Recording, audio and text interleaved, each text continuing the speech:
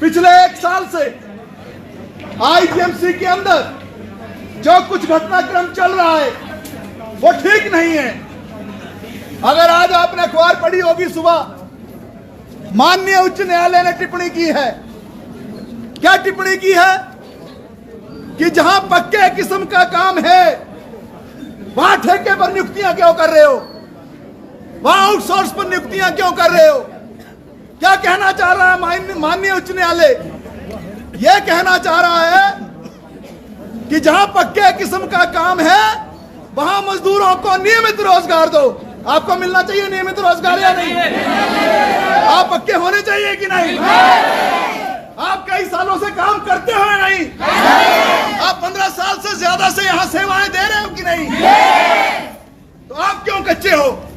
हमारे देश के अंदर 1970 में जो ठेका मजदूर अधिनियम बना वो क्या कहता है?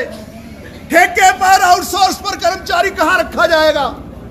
जहां 3 महीने का काम है सिर्फ, या 6 महीने का काम है। आपका काम 3 महीने का, 6 महीने का सफाई का या नहीं? वार्ड अटेंडेंट 3-6 महीने के लिए रखना है क्या?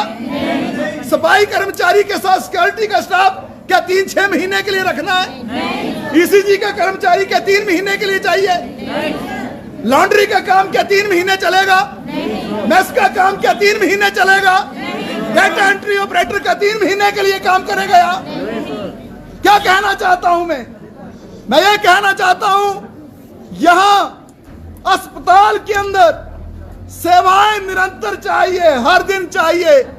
अस्पताल चलेगा, इंसान आएंगे जाएंगे, अस्पताल चलेगा निरंतर। जब अस्पताल चलेगा तो यहां पक्के किस्म का काम है। हमारे देश का जो कानून है वह क्या कहता है कि पक्के किस्म के काम में पक्के किस्म का कर्मचारी नियुक्त होना चाहिए। लेकिन आपको नियुक्ति क्या दी? ठेके पर दी, आउटसोर्स पर दी। और जब जब सरकारें बदलती हैं, जब जब प्रशासन बदलता है, जब जब ठेकेदार बदलता है, आपके रोजगार पर तलवार लटकती है कि नहीं? लटकती है। क्योंकि 7 महीने का आंदोलन जो यहां सुरक्षा कर्मचारियों का हुआ, क्यों हुआ? क्योंकि जब यहां ठेकेदार बदला, नई कंपनी आई, आपने स्वयं देखा, पिछले साल देखा कि नहीं देखा? 2023 से शुरू हुआ काम 2024 तक चला। 7 महीने आईजीएमसी का मजदूर लड़ा। किस बात को लेकर लड़ रहा था आईजीएमसी का मजदूर? कि मैं कई सालों से काम करता हूं, मुझे क्यों नौकरी से निकाल दिया?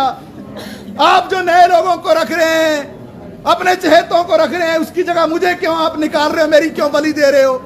मुझे भी पक्के किस्म का काम मिलना चाहिए। मैं कितने सालों से यहाँ सेवाएं दे रहा हूं। जब मैं यहाँ नौकरी पे आया, मैं छोटी उम्र का था या छोटे उम्र की थी, मैंने पूरी जिंदगी यहाँ खपा दी। और जब ठेकेदार बदला तो एकदम से मेरी नौकरी को आप खा गए। यह प्रश्न उठाया था ना सुरक्षा कर्मचारियों ने, और एक जायज प्रश्न उठाया। लेकिन 7 महीने उनको नौकरी से बाहर रहना पड़ा। आज वही प्रक्रिया, हूबहू वही प्रक्रिया 132 लोगों के साथ चल रही है। क्या तर्क दिया जा रहा है? मैडम जी जब वहां बैठते हैं कुर्सी में, साथ में हीटर लगा रहता है, कमरा छोटा सा बढ़िया गर्म कमरे के अंदर,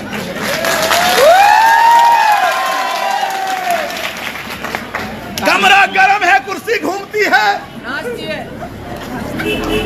फैसिलिटी सब कुछ मिलती है।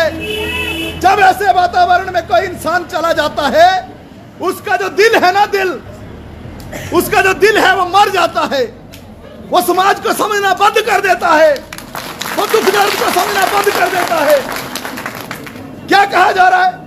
मैं नहीं जानती कौन है ये बंदे, मुझे नहीं पता कहां से आ गए उठ के। आप प्रिंसिपल हैं, आप इस अस्पताल को चला रहे हो, आपको मालूम ही नहीं है कि आपके कर्मचारी कौन है, तो आप काहे के प्रिंसिपल हो भाई? किस बात के प्रिंसिपल हो आप? किस बात के प्रिंसिपल हो? कोविड काल में जब अपनों ने भी मुंह फेर लिए, जब रिश्तेदार भी दूर हो गए, जब मोहल्ले के अंदर कोई कोविड का मरीज कोविड से ग्रस्त हो जाता था, हमें याद है वो लोग दूर से बनाते थे, नजदीक नहीं जाते थे मरीज के पास, क्योंकि मरीज को आइसोलेशन में ले जाना पड़ता था, क्वारंटाइन करना पड़ता था उसको।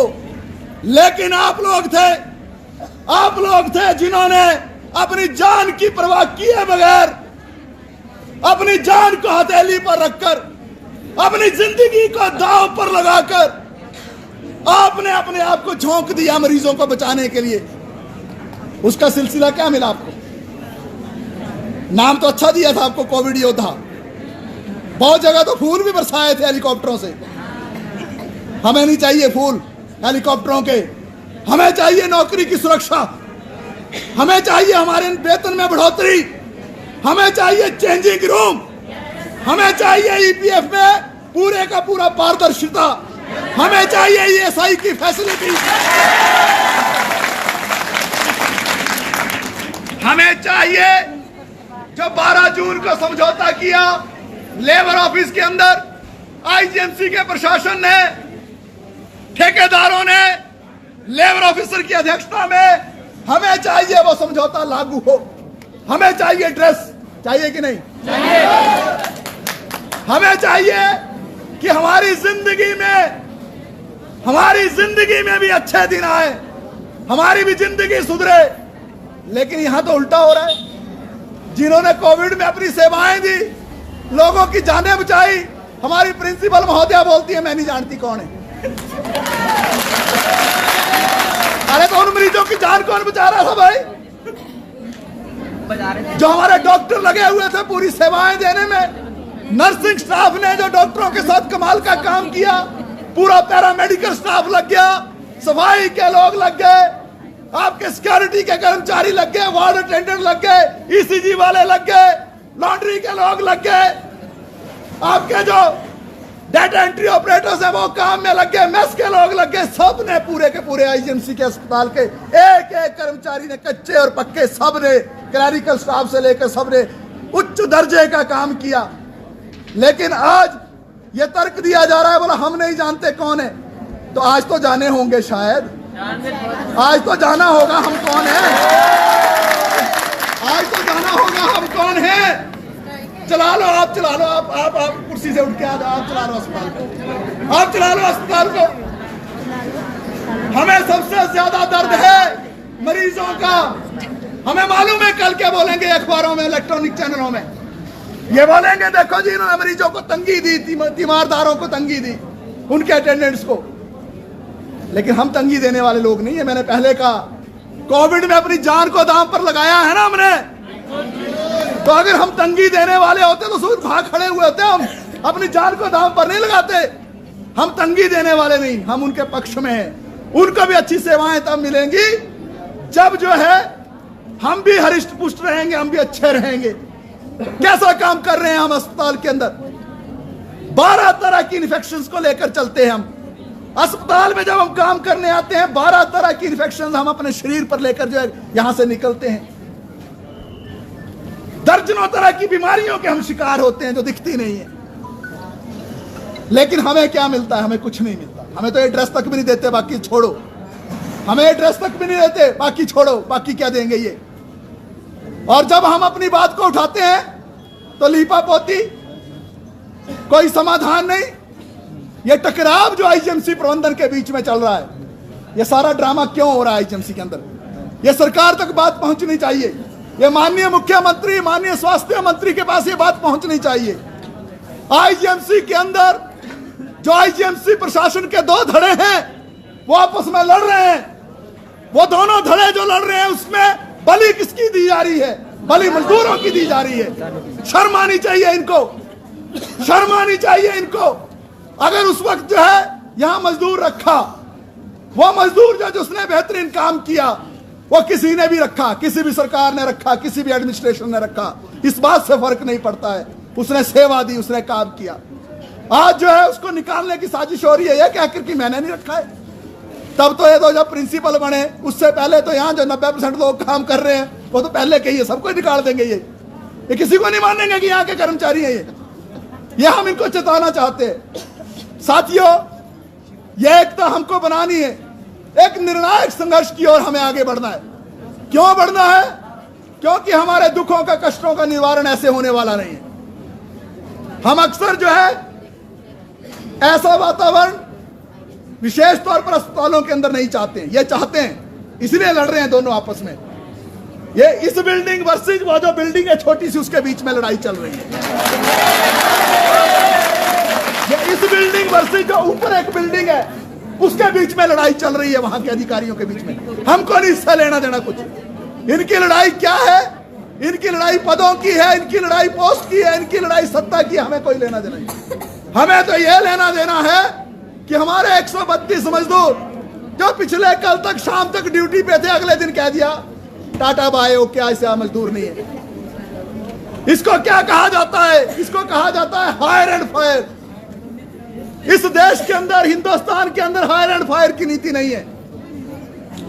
जो औद्योगिक विवाद अधिनियम है वो इस बात को स्पष्ट रूप से कहता है कि मजदूर को उसकी नौकरी से ऐसे नहीं निकाला जा सकता है। उसकी एक प्रक्रिया है। नौकरी से अगर निकाला जाएगा तो उसके ऊपर कोई चार्जशीट फ्रेम होनी चाहिए, उसका कोई कारण बताओ नोटिस जारी होना चाहिए, उसका कोई जवाब आना चाहिए, उसके बाद जो है उसको एक मौका देना चाहिए, उसके बाद और अगली प्रक्रिया है दसियों तरह की, तब जो है किसी को नौकरी से निकाला जा सकता है। वही कानून क्या कहता है कि अगर ऐसा काम लगातार चल रहा है, ठेकेदार बदलते रहे, चाहे जो मर्जी आए जाए, लेकिन पहला मौका नौकरी में किसको मिलेगा? जो पहले से काम। तुम नया ठेकेदार लाना चाहते हो, हमें कोई मतलब नहीं। पुराने को रखो, नए को रखो, वो तुम्हारे ही चाहते हैं, तुम्हें ही कमिश्नर देते हैं, तुम्हारे ही वो फेवरेट है। हमें कोई मतलब नहीं उन ठेकेदारों से। हमें तो सिर्फ ये मतलब है ठेकेदार नया आए या पुराना बचे, हमारे मजदूर की नौकरी नहीं जानी चाहिए। और ये समझ ले प्रशासन और प्रबंधन कि अगर ये सोच रहे हैं कि जुल्म, शोषण, दमन, अत्याचार करके ये हमारे हौसलों को पस्त कर देंगे, वो होने वाला नहीं है। होने वाला है क्या? नहीं। डरोगे तो नहीं? डटे रहोगे? डंडे चलाएंगे? नहीं, वो नहीं चलाएंगे। वो गलत है, वो बिल्कुल गलत है जो आप करें। इसलिए हम ये कहना चाहते हैं कि हम जो शांतिपूर्वक आंदोलन कर रहे हैं, यह आंदोलन चलेगा। हड़ताल की स्थिति हमने पैदा नहीं की, हड़ताल की स्थिति इन्होंने पैदा की।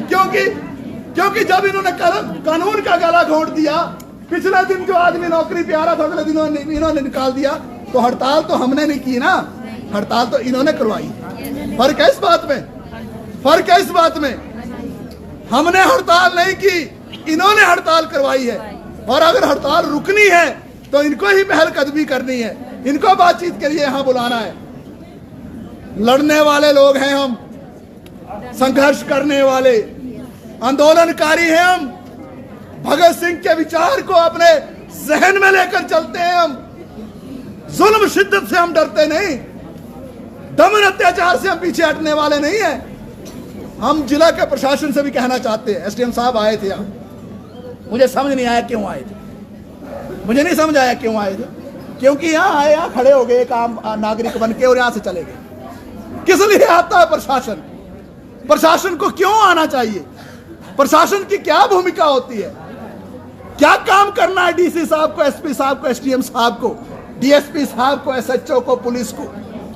क्या काम करना है कि अगर कहीं विवाद हो गया है, अगर कहीं जो है ऐसा कोई वातावरण बन गया, उनको बात करनी थी ना, वो हमसे बात करते ना, वो अभी यहां से उठे ऊपर बैठ के जाती कमरे में। कमरे से थोड़ी होगा समाधान, कमरे में बैठ के चलेगा काम आईजीएमसी का?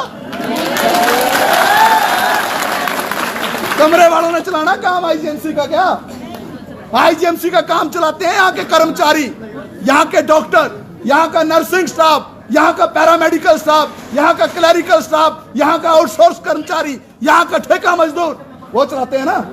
उनको यहाँ करनी थी ना बातचीत, लेकिन वो किया नहीं। मैं आप लोगों से गुजारिश करता हूं कि अभी हमने हड़ताल का जो है एक क्रम शुरू किया है। मुझसे पूर्व में भी एक साथी यहाँ बोल रहे थे, आंदोलन की शुरुआत है, याद करो, सिक्योरिटी वाला आंदोलन। क्या हुआ था? आंदोलन यहाँ के साथ साथ आगे भी बढ़ेगा, महात्मा गांधी की प्रतिमा के नीचे भी जाएगा, रिज में सत्याग्रह भी होगा, डीसी ऑफिस पर मोर्चेबंदी भी होगी। उसके आगे जो राजभवन मार्च भी होगा और राजभवन मार्च के आगे सेक्रेटरीट मार्च भी होगा। इसलिए बेहतर यह है, हम गुजारिश करेंगे प्रदेश की सरकार से, इस मसले पर सरकार को तुरंत हस्तक्षेप करना चाहिए। आईजीएमसी के अंदर ऐसा वातावरण नहीं बनने देना चाहिए। अब मुझे बताइए, ठेके की जो प्रक्रिया है, थोड़ा समझना इस बात को। काम से आपने मजदूर निकाल दिए, ट्रॉमा सेंटर चल रहा है, इधर ध्यान दो, न्यू ओपीडी चल रहा है, पूरा अस्पताल चल रहा है। आज तक, पिछले 2 दिन पहले तक जितने मजदूरों की जरूरत पड़ रही थी, हालांकि वो कम रखे इन्होंने, वो कम रखे, आपको मालूम नहीं होगा। जो पूरे देश की जो गाइडलाइन है स्वास्थ्य विभाग की, सरकार की जो गाइडलाइन है, उसके अनुसार यहां आउटसोर्स में जो 700 लोग रखे हैं, उतने की नहीं है जरूरत। 1500 से ज्यादा लोग चाहिए उस नियम के अनुसार, 1500 से ज्यादा। लेकिन हम 2-2, 3-3 कर्मचारियों का काम एक आदमी कर रहा है कि नहीं कर रहा है? एक आदमी 2 वार्ड में काम करता है कि नहीं करता है? थक जाता है, पसीनो पसीनी हो जाता है। ट्रॉलियां बाहर घुमाओ, सब कुछ करो, A to Z काम करो, लेकिन ज्यादा काम करने के बावजूद भी पैसा हमें उतना नहीं मिलता है, न्याय नहीं मिलता हमें, हमारी नौकरी की सुरक्षा नहीं होती है, हमें नौकरी से निकाल देते हैं, हमारे ऊपर जो हमले करते हैं शोषण जुल्म अत्याचार के।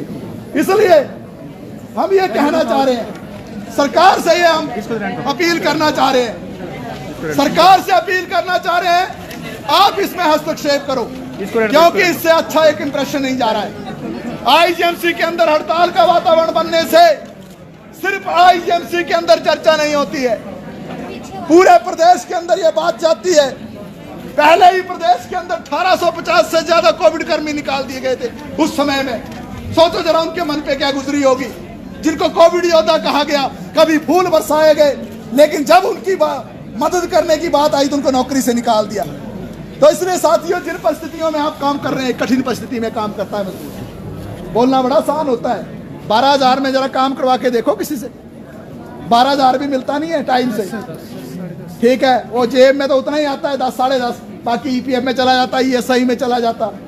और जब वेतन बढ़ता है, वो वेतन का जो उसका एरियर है वो भी नहीं मिलता है। कई बार तो कई महीने तक तनख्वाह भी नहीं मिलती है। कैसी परिस्थिति में हम काम करते हैं जब 5,000 रुपए से नीचे क्वार्टर नहीं मिलता, सिंगल रूम, वो भी जाके नीचे नाड़ू में मिलता 5,000 में, नाले में जाके सबसे लास्ट में। ऐसी परिस्थिति में हम लोग काम कर रहे हैं, और ये लोग जो है हमारी मदद करने के बजाय या हमारी सुरक्षा करने के बजाय नौकरियों से निकाल रहे हैं। हमारे जो पिछली बार जो मिलने गए, मैंने जी चेंजिंग रूम तो दे दो, आप भी एक महिला है, महिलाओं का दर्द समझो, बोला बिल्कुल मिल जाएगा। 3 दिन बाद क्या बोला चेंजिंग रूम तो हमने दिया हुआ है, वो ढूंढना पड़ेगा भी, थोड़ा लेंस लेके, कहाँ जैसे टॉर्च लेके, तो थोड़ा लेंस लेना पड़ेगा, टॉर्च लेनी पड़ेगी, थोड़ी टॉर्च से ढूंढना पड़ेगा चेंजिंग रूम है कहाँ जैसे छिपाया हुआ है, कौन सी वो गर्त में है, कौन सी तय खाने में रखा हुआ है, कौन सी गुफा में है, वो चेंजिंग रूम ढूंढना पड़ेगा ना जाके, कहाँ जैसे है वो। तो इसलिए जिस तरीके का वातावरण यहाँ चल रहा है, हम कहना चाहते हैं भागम भागी से नहीं होगा, भागम भागी से थोड़ी होगा। एमएस है नहीं, एमएस साहब छुट्टी चले गए हैं, उन्होंने पल्ला झाड़ दिया। प्रिंसिपल महोदय कमरे से बाहर निकलती नहीं है, एडिशनल डायरेक्टर साहब बोलते हैं मैं नया मेरे को ज्यादा पता नहीं है। सेक्रेटरी हेल्थ जो है उनके तो क्या ही कहें, तो आपको मालूम है क्या हुआ था सेक्रेटरीट में, जो 3 आउटसोर्स कर्मचारी निकाले एक समय में, याद है ना? हाँ जी, हाँ जी, याद है कि नहीं?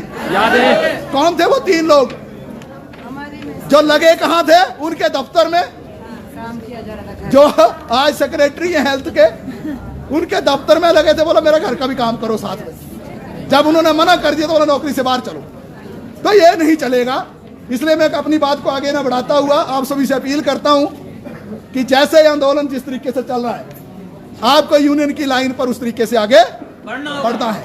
अगर अपने आप के अधिकार सुरक्षित करने हैं, क्योंकि हमला कुछ और आने वाला है। ये जो बार बार इलेक्ट्रॉनिक कॉर्पोरेशन बोल रहे हैं ना, ये इनकी साजिश क्या है कि जो 15-15, 20-20 साल से लोग काम कर रहे हैं, उनको निकाल के नए लोग इन्होंने रखने हैं, जो इनके चहेते होंगे, जो इनके नजदीकी होंगे, जो इनके पर्सनल लाइकिंग होगी, जो इनकी पर्सनल जो पसंद होगी, उसको ये रखना चाहते हैं, वो हम होने नहीं देंगे। वो बिल्कुल नहीं होने देंगे। होने देंगे क्या? अपनी नौकरी को बचाएंगे ना। तो मैं अंत में आप सभी से अपील करता हूं, जैसी यूनियन की लाइन चलेगी, अगर बातचीत होती है, समाधान होता है प्रशासन से बातचीत करके, तो निश्चित तौर से हड़ताल का अंत करेंगे।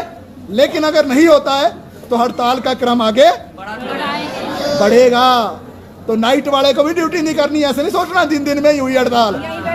तो नाइट वाले को भी ड्यूटी नहीं करनी है, इवनिंग वाले को भी ड्यूटी नहीं करनी है, जनरल शिफ्ट को भी ड्यूटी नहीं करनी है, मॉर्निंग वाले को भी ड्यूटी नहीं करनी है, और ज्यादा से ज्यादा साथियों को लामबंद करना है और इस आंदोलन को जो एक बड़ा रूप देना है। उम्मीद है सरकार हस्तक्षेप करेगी, प्रशासन हस्तक्षेप करेगा और हमें न्याय देंगे। बहुत बहुत धन्यवाद।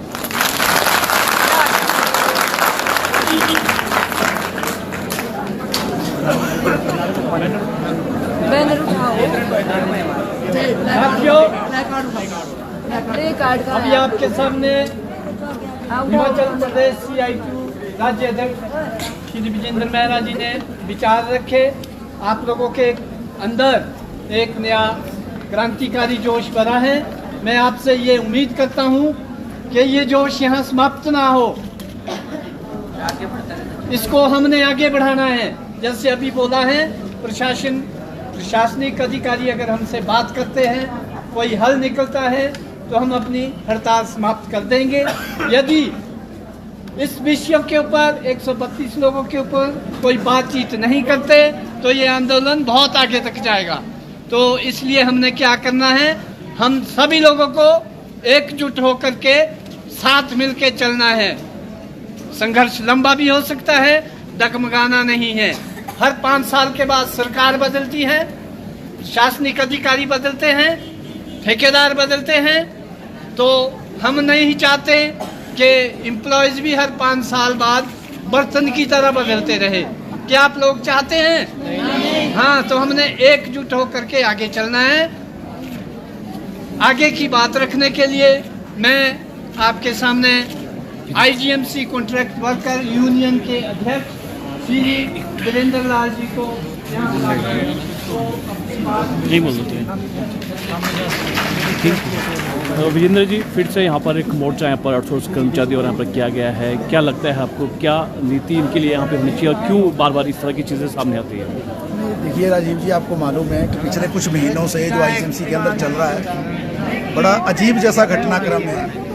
10 महीने तक तो IGMC प्रबंधन और प्रशासन ने जो ठेकेदार थे उनको ही पैसा नहीं दिया, और उसका मतलब ये था कि एक तरह से पल्ला झाड़ दिया। काम तो करवाया मजदूर से 10 महीने, लेकिन पैसा एक ना दिया।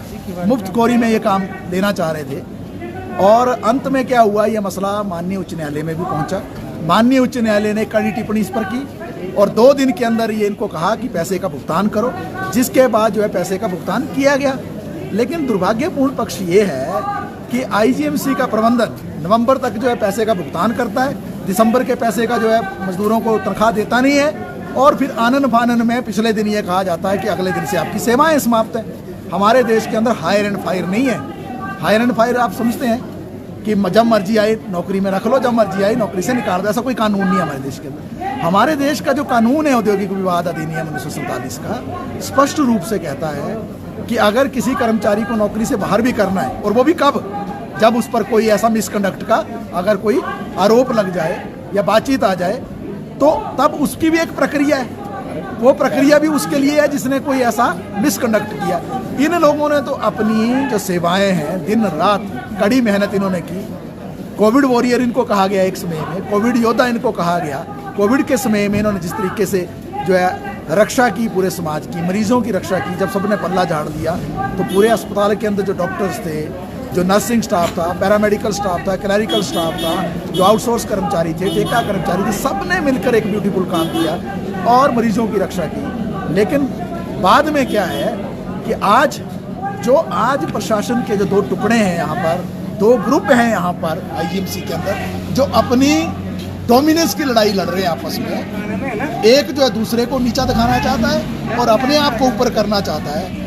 उस तरीके से, जिस तरीके से प्रिंसिपल ने पल्ला झाड़ दिया है, और यहाँ तक जो है इवन की एफिडेविट तक दे दिया माननीय उच्च न्यायालय के अंदर कि ये हमारे कर्मचारी नहीं है। हम पूछना चाहते हैं इनसे 10 महीने किससे काम करवाया था आपने? जब आप आए, उससे पहले तो कई सालों से काम कर रहे हैं ये, 15-15 साल से भी लोग इसमें काम कर रहे हैं, 8-9 साल से भी काम कर रहे हैं। तब किसके पास ये काम कर रहे थे? और जिनको आपने वेतन दिया 10 महीने में, वो किसको वेतन दिया फिर? या तो फिर आप गड़बड़ जाला कर रहे हैं, आप घोटाला कर रहे हैं, आप किसको वेतन दे रहे हो? तो आप पर इंक्वायरी होनी चाहिए, फिर तो सीबीआई की इंक्वायरी आप पे कॉन्स्टिट्यूट होनी चाहिए, या स्पेशल जो है आपकी इन्वेस्टिगेशन आप पे होनी चाहिए। लेकिन ये कुछ नहीं, ये सिर्फ 2 ग्रुपों के बीच जो संघर्ष है उसका जो बलि का बकरा है वो मजदूरों को बनाना चाहते हैं, जिसको हम कतई जो आईजीएमसी कॉन्ट्रैक्ट वर्कर्स यूनियन जो शिफ्ट से संबंधित तो होने नहीं देगी। इसलिए 132 लोगों को जो निकाला, ये तुरंत इनको जो काम पर लें। पहली बात ये है जो कानून के विरुद्ध है और पक्के किस्म का काम है, ये जो कानून कहता है इनको तो ठेके पे भी नहीं लगा सकते, इनको तो आउटसोर्स पे नहीं लगा सकते, इनकी तो रेगुलराइजेशन होनी है।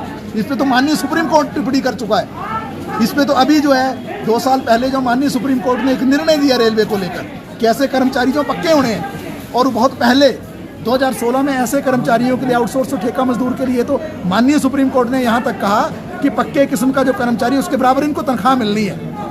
और जो ठेका मजदूर अधिनियम 1970 का वो ये कहता है कि इनको इस तरीके से नौकरी से नहीं निकाला जा सकता है, श्रम कानून आपको लागू करने।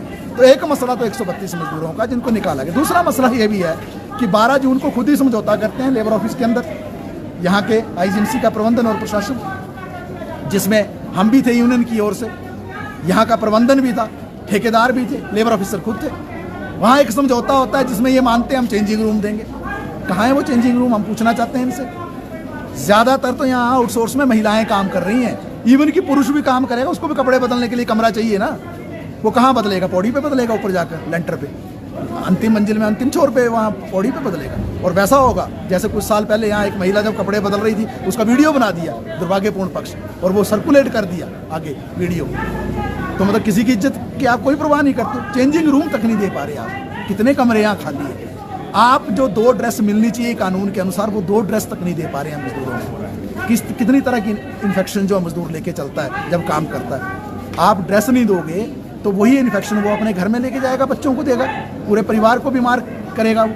आप ड्रेस नहीं दे रहे, आप चेंजिंग रूम नहीं दे रहे, ईपीएफ का आप पूरा उसका मसला स्ट्रीमलाइन नहीं कर रहे, ईएसआई की सुविधा को आप ठोस रूप से लागू नहीं कर रहे, आप जो है कोई भी श्रम कानून को लागू नहीं करना चाहते हैं, आप सिर्फ पल्ला झाड़ना चाहते हैं। इसके खिलाफ जो हड़ताल चल रही है, और हम ये कहना चाहते हैं ये हड़ताल मजदूर ने नहीं की है, ये हड़ताल मजदूरों पर थोपी गई है, क्योंकि आपने शाम को नौकरी से निकाल दी। आपने कोई नोटिस तक देना भी जरूरी नहीं समझा, आपने कोई प्रक्रिया भी अपनाना जरूरी नहीं समझा।